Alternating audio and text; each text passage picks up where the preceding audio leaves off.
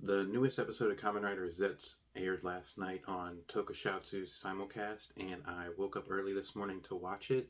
And I have to say, it's probably the best episode of the three so far, and it's really cementing it as my second favorite Kamen Rider that I've seen to this point, out of the five Kamen Riders I've watched. We learned a lot about how the whole dream nightmare situation works, and I was correct about one thing that I actually predicted and thought was the case last week. So, the way that the nightmares work is the dreamer has three mind's doors, I guess, and once those doors open up, bad things start to happen in real life. And once all three are open up, the dreamer is stuck in a nightmare. So, what was happening was the nightmare was going in and opening up Mr. Fujimi's mind's doors. And the reason why he was wishing all these horrible things to happen was because in real life he was being disrespected, like I had predicted, and they weren't taking him seriously, even though he was a nice guy. And um, that was why he was dreaming of that. The subconscious infiltrates the dream doors open, and the bad things happen in real life. So, in order to fight that, Baku has to go into the dream doors of the dreamer and fight the nightmare, which is probably going to just be a kaijin in the dream, and he's going to fight that kaijin, and that's how he's going to stop the nightmare. So that is why Mr. Fujimi was dreaming of terrorist bombings, was because he was being disrespected at his job, like I had predicted.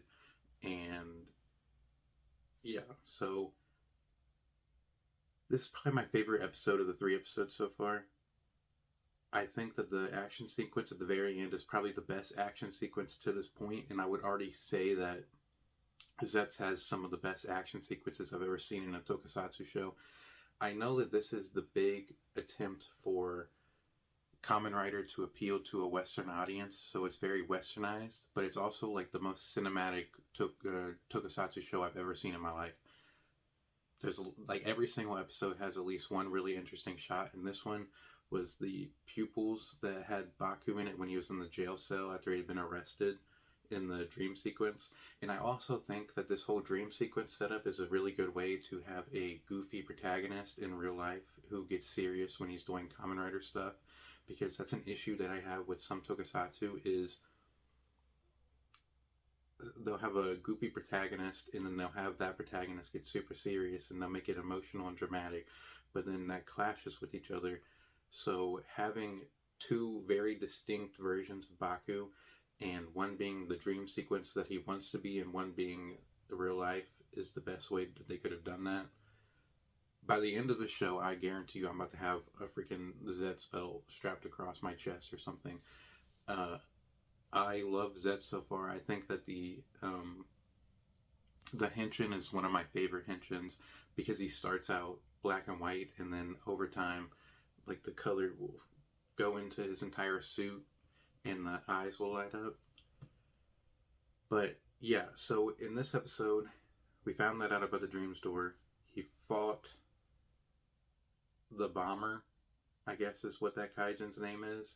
That Kaijin has been the antagonist that he's been fighting for the last three episodes, and he finally won. And he had this really cool Monkey D. Luffy fight sequence where he was stretching out his arms and grabbing a bomb and throwing it back. And to beat him, he shot his arm through a building, came back through the building, and then stabbed the bomber through the chest to make him explode. And then he had a really good line about how all secret agents know how to disarm a bomb. And yeah, so that was sort of where the episode left off. I don't know if they're going to do this structure where they're going to do three episode arcs, which I think would be an interesting way to do that.